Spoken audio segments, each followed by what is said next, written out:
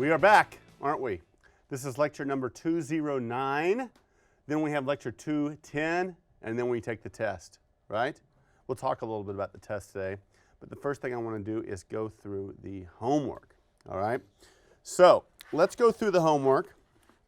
I believe I assigned, was it exercise 15.2, 15.3, 15.4? Is that correct? Also, don't forget your Chapter 13 Connect assignment. Always be aware of those due dates, okay? So you folks at home, look at the red calendar on D2L. So let's go ahead, show the screen for, we're going to do exercise 15.2, 15.3, and 15.4. That was what I assigned, was it not? Okay. So, all right, you can come off that. Exercise 15.2 says, prepare journal entries to record the following transactions involving the short-term securities investments of Natura Company, all of which occurred during year 2013. Okay?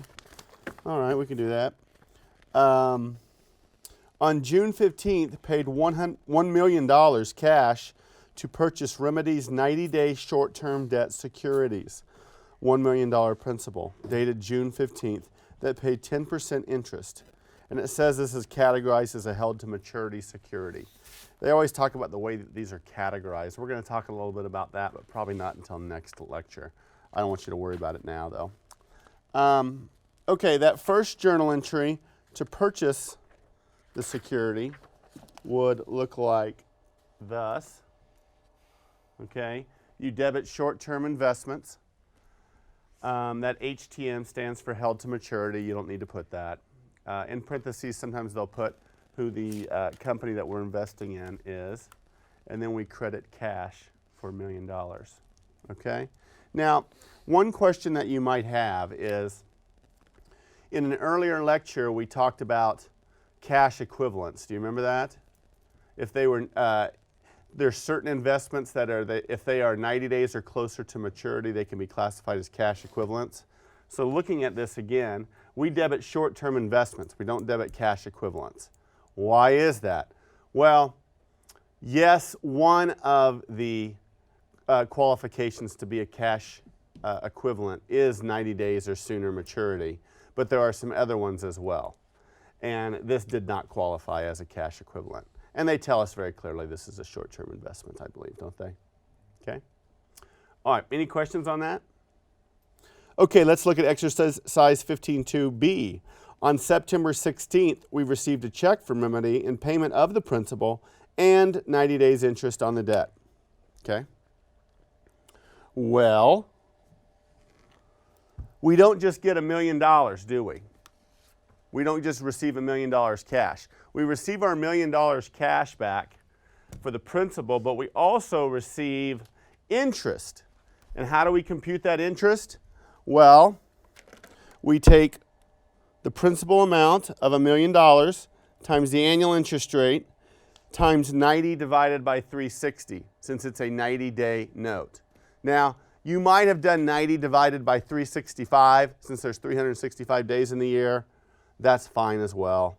If it were a multiple choice test, it might be off by $1 or something, and then just choose the answer that's closest to it. Yeah, so, Jeremiah. Since it didn't say it was an annual rate, I thought it was just 10% for the entire thing. So I just put. You just said times 10%? Yeah, so I had 1.1 million. Okay, that's a great question. Very good question, and let me state this. The rate they give you is always the annual rate. Okay? I mean, and you know, if you're ever like, is it an annual rate or is it a quarterly rate? If it was a quarterly rate of 10%, that would be an annual rate of 40%, right? Really high, but that'd be pretty doggone high, right? So, but that's a great question, and it's something good to point out. The rate that they always give you is always going to be an annual rate. Okay. Very good question. Okay, so any questions on that? If you did, like I said, 90 divided by 365, did anybody do that here? No? Okay. They usually use 360 just because it's a little cleaner numbers. All right? Okay, cool. let's go to exercise 15.3. Prepare journal entries to record the following transactions involving the short-term securities investments of Crumb Company, all of which occurred during year 2013. Okay, on August 1st, we paid $450,000 cash to purchase Hout's 9% debt securities, $450,000 principal, dated July 30th, 2013, and maturing January 30, 2014. And they tell us that these are categorized as, what do they tell us? Available for sale securities. Okay. All right. Well, let's take a look at that answer. All right. On August 1st, we debit short-term investments. The AFS stands for available for sale. You don't have to put that.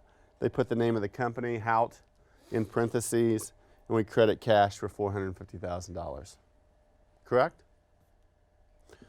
All right, then what happens on exercise 15.3b? On October 30, we receive a check from Hout for 90 days interest on the debt securities purchased in transaction A. Now, is the debt maturing on that date? No. We just receive interest, right? Okay, this is, I believe, a one-year note. Is that correct? No. This is a 6-month note, but it's still not maturing on October 30, is it? We're just receiving interest. How much interest do we receive? Well, we take the principal of the $450,000 times 9% annual rate. Again, we're receiving 90 days interest, so it's 90 divided by 360. We debit cash, credit interest revenue for $10,125. And again, that 9% is an annual rate. Cool? All right, that was easy enough. If that was easy, then exercise 15.4 is even easier, right? I didn't give you much homework tonight, or this time, did I? Mm-mm. Okay, well, hopefully you use that to start studying for the test, right? All right, exercise 15.4.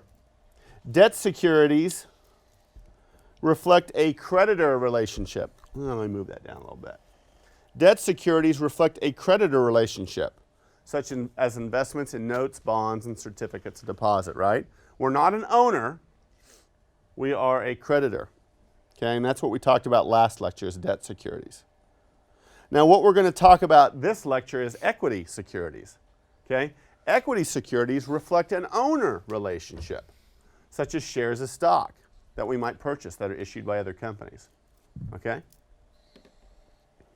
Short-term investments are securities that management intends to convert to cash within 1 year or the operating cycle, whichever is longer, and they're readily convertible to cash. I usually concentrate on the 1 year because usually the operating cycle is less than a year. Okay? And then, not surprisingly, the next one, long-term investments in securities are defined as those securities that are not readily convertible to cash or not intended to be converted into cash in the short term, usually 1 year. All righty? Any questions there, folks? Not too difficult, is it? Okay, what I'd like to do now is let's talk just real briefly about the test. Did everybody get one of these? I'll put it on the screen first. Did everybody get one of these study guides? Blake, did you not? Did you get one? No. Okay. Everybody else have one? Okay. Did you get one of those? Yeah, hand that back to Blake if you could. Does everybody have one now? I have extras. All right. This is a study guide. You folks at home online, look in your packet of handouts, and this should be in there. I'm not going to read each line to you, okay? You can read, but this is kind of a study guide on what to do, what to concentrate on for the test. Now, I've said this a lot before. You can come off that. What's the best way to study for one of my tests?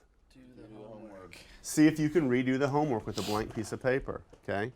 A lot of people just kind of get lazy and they just look over the homework and they go, oh, that makes sense. Okay? It's a lot different than being able to reproduce the answer on a blank piece of paper. Okay?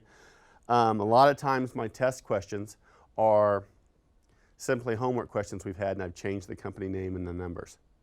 Okay? So if you're real good at doing your homework with a blank piece of paper, you'll probably even recognize that. Okay? As a rule of thumb, not just for my class, but for any instructor you ever have, I've given you a lot of handouts in this class, haven't I? Whenever the instructor goes to the trouble of making a handout and printing out a handout, something that we work on in class, that's definitely something you want to study and definitely something you want to focus on. Okay? I do have a study test or a practice test out there. It's on the website for you folks at home. Has anybody here seen it? Okay, it's out there. It's out there under practice tests. And I have the practice test answers out there.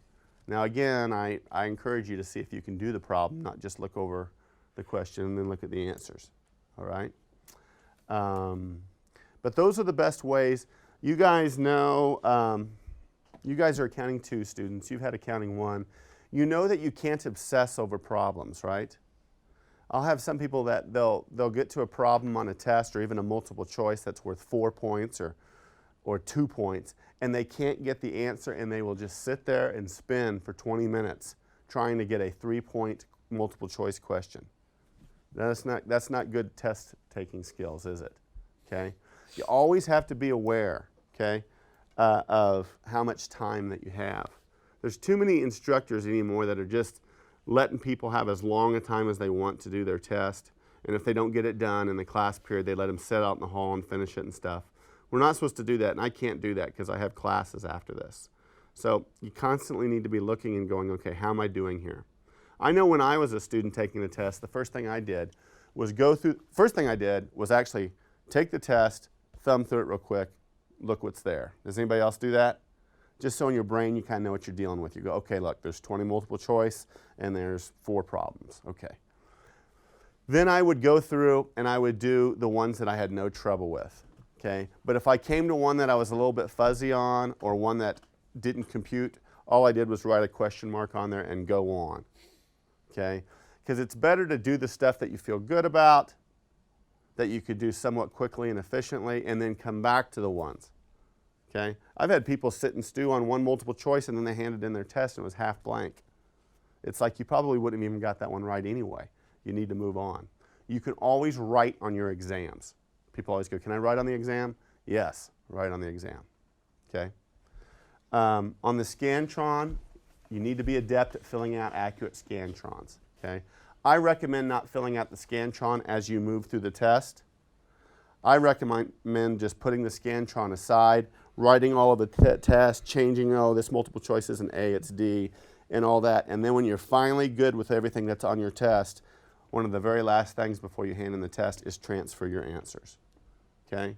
So that if you're changing multiple choice, you're not trying to erase that Scantron and getting it all boogered up.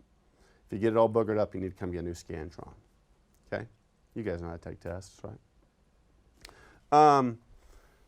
The policy is you can use your own calculator. This is for the folks at home too. You can use your own calculator if it's not graphing. Okay, you cannot even think about using your phone as a calculator. Okay, and I think that's about it. Are there any other questions about the test? Anybody here? Okay, you online students, I will email you some more information about the test. You take yours in the testing center, obviously. Be aware of the hours. Go to the website and take a look at the JCCC Testing Center hours. Make sure you're always aware. Be very nice to those people in the testing center. They do great work. But be sure not to have your phone on your, even if it's off, even if it's on vibrate, you cannot have your phone on you while you take that test. Okay? All right. Questions on anything? All right. What we're going to talk about now is we talked about debt securities last lecture, correct? What we're going to talk about now is equity securities. Let's take a look. Equity securities. Equity securities reflect an owner relationship, right? Now remember chapter 13 we talked about issuing stock to raise capital. That was chapter 13. Well, we can also purchase other companies' stock as investments, okay? And then there is that owner relationship. We record equity at securities at cost when acquired, but a lot of times we have a brokerage fee that we have to deal with. As we receive dividends, we debit cash and credit dividend revenue. And then when we sell the securities, we compare the sale proceeds with what our cost was, and we record any gain or loss, okay, that may need to be recorded, okay? Come off that for a second if you would. One thing you got to be really careful with is this. On this test will be chapter 13, right, where one of the components of that chapter was issuing stock, and you debit cash, you credit common stock, and additional paid-in capital or contributed capital in excess of par, whatever they're calling it, right? Now we're going to talk about purchasing stock. Now you need to make sure, and it's not our own stock, this is not treasury stock, it's another company's stock. You have to make sure you're shifted into the right gear. Is this chapter 13, we're issuing stock in our own company? Or is this chapter 15, we're purchasing another company's stock? Okay? You'll see on the test that I actually put the chapter 15 multiple choice questions all together. I'll say chapter 15 multiple choice, and they'll be lifted. That'll kind of help you shift into the right gear. You with me? But on the problems and such, you know, make sure, is it chapter 13 or is it chapter 15? All right? The best way to learn this that we just read on the screen is actually to do some examples. So take a look. On May 6, 2013, Matrix Inc., that is us, we purchased 10,000 shares of Apple Inc. common stock for $250,000 in the open market. They were also charged a total brokerage fee of $500 for this transaction. Okay? Now I want you to note that we debit long-term investment, and then we might put Apple in parentheses. We debit it for $250,500, and we credit cash for $250,500 because of this $500 brokerage fee. Okay? Now note that we do not have a brokerage fee expense account that we debit for $500. No, this becomes part of the asset. You with me? And that's consistent with the way we did inventory and fixed assets in accounting 1. Okay? Now, we purchased 10,000 shares of common stock for $250,500. So what is the true per share cost of this stock? Do you see that it's $25.05? It's just that $250,500 divided by the 10,000, correct? Now, I always like to have that $25.05 per share cost somewhat handy. You know, write it somewhere or something like that because we'll need it. Now, on June 30, Apple pays a quarterly dividend. Are we Apple? We are not Apple. We are Matrix. So we're actually receiving a dividend from Apple. We are Matrix. Matrix, that's us, receives a dividend check of $20,000 because they paid $2 per share and we have 10,000 shares. So we debit cash, we credit dividend revenue. Right? Okay? Now, on December 18th, Matrix Inc., that's us, we sell 1,000 shares of Apple in the open market for $30 per share. That's the market price. That's determined by supply and demand, isn't it? Now, we also paid a $175 brokerage fee. Okay, so how do we do this? Well, let me build the journal entry. I'm going to put these in the order that I would record them. The first thing I would say is how much cash did we receive when we sold those shares? Well, we sold 1,000 shares, correct? And what did the market say that the price was per share? $30. Now that's not it though, is it? 1,000 times 30 is $30,000. But out of that $30,000, we had to pay a $175 brokerage fee. So the actual amount of cash that we received and we debit cash for is $29,825. Follow me? So that's the first thing I do, is how much cash came in. The second thing I do is, okay, well, we're selling some of these long-term investments. What do I credit long-term investments for? What do I reduce long-term investments for? Well, this is where that 2505 comes in handy. How many shares did we sell? 1,000. So we take 1,000 times 2505 per share cost, which certainly includes that initial transaction fee, and that gives us 25,050. That's the second thing I do. Then the last thing I do is ask myself, does that journal entry balance? It does not balance, does it? So we consider this kind of the accounting plug. And if it needs help on the credit side, as it does in this example, we credit a gain on sale of investment. If it needed help on the debit side, we would debit loss on sale of investment. Of course, you can think through it. This makes sense that this is a gain because we sold it at a higher price than what our cost was. And the flip side if it was a loss. Okay? Now come off that for a second. This is called a realized gain. Okay? There are also what is called realized losses. That means we've actually realized it's been confirmed by an actual sale. A realized gain or a realized loss has actually happened. It's actually been confirmed by the sale. And you'll see why I'm emphasizing that next lecture. You don't have to say, going back to the slide, you don't have to credit realized gain, but know that it is a realized gain. Remember what gains are? Gains are like revenue accounts, kind of. They have a credit balance account. They're temporary accounts.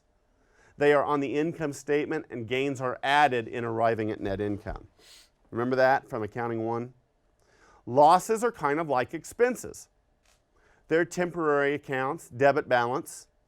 They go on the income statement, and losses are deducted in arriving at net income. Cool? Okay, actually that's where we're going to stop. What we are going to do now is we're going to work on some stuff in class. What I want you to do now in class is do Quick Study 15.1 and Quick Study 15.3. Okay? Now, don't do the exercises. Here, I'll put these up on the screen. What I want you to do is Quick Study 15.1 and Quick Study 15.3. Okay? Let's play that music, and we will come back in a little bit and we'll go over the answers. So do Quick Study 15.1, 15.3.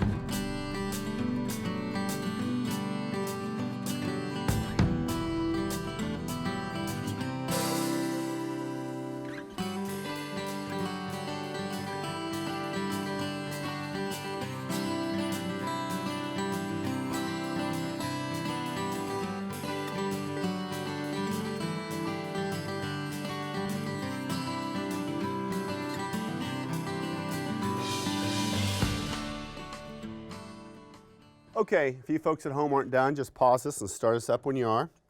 Let's do quick study 15.1. On April 18th, Riley Company made a short-term investment in 300 common shares of XLT Company. So we're Riley. Purchase price is $42 per share, and the brokerage fee is $250. The intent is to actively manage these shares for profit. Okay, well, let's record that journal entry first of all. Okay. Is this what you got? Debit short-term investments, credit cash for $12,850, which is 300 shares at $42, plus we had to pay the $250 fee. Correct? Does that make sense? Okay. Then it goes on to say, on May 30th, Riley Company, that's us, receives $1 per share from XLT in dividends. Well, all we do is, how many shares do we have? 300? So we received 300 times 1 equals $300 cash. We debit cash. We credit dividend revenue. Okay? Cool? All right. That's not too tough, is it? Let's do quick study 15.3.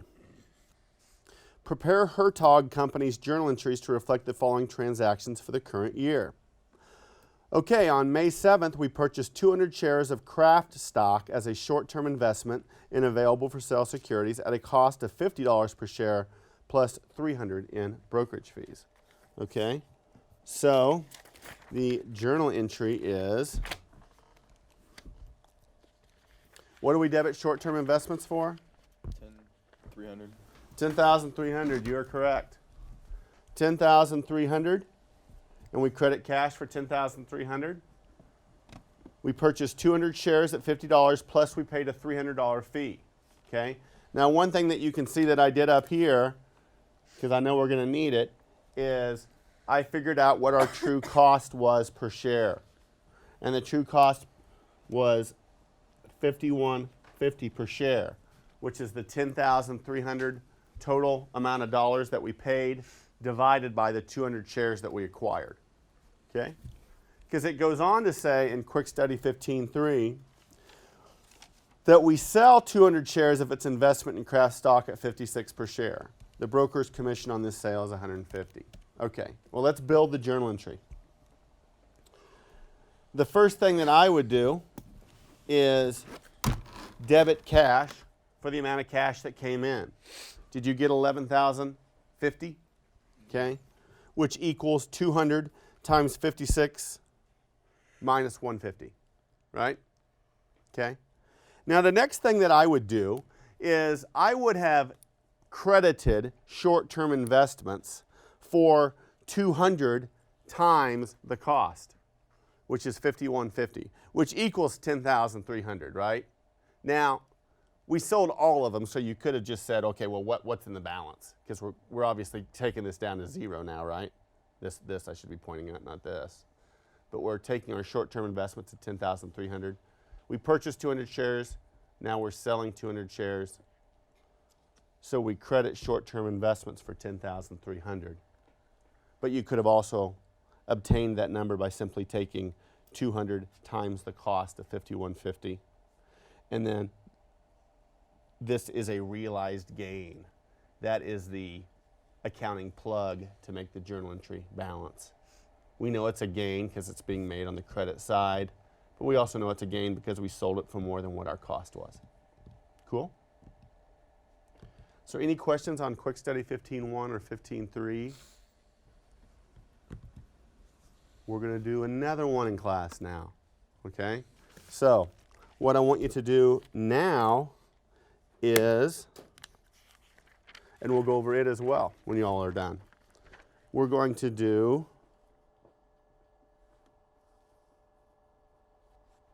let's do exercise 15.1. Exercise, not quick study, but exercise 15.1.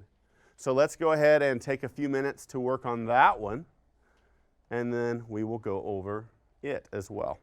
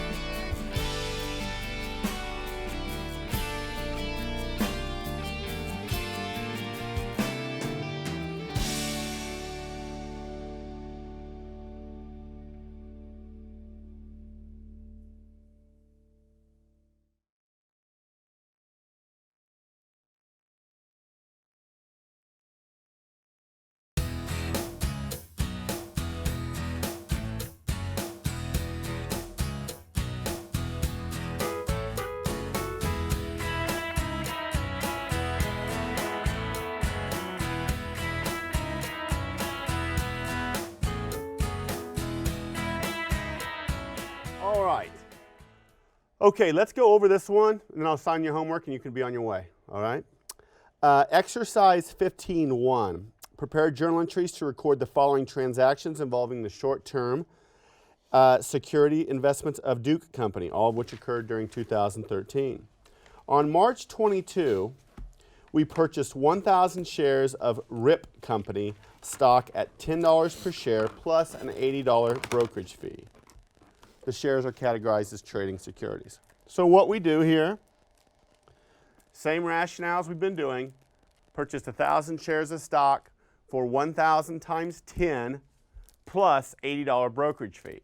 So our total amount of expenditure is $10,080. Total amount of cash we paid for those 1,000 shares.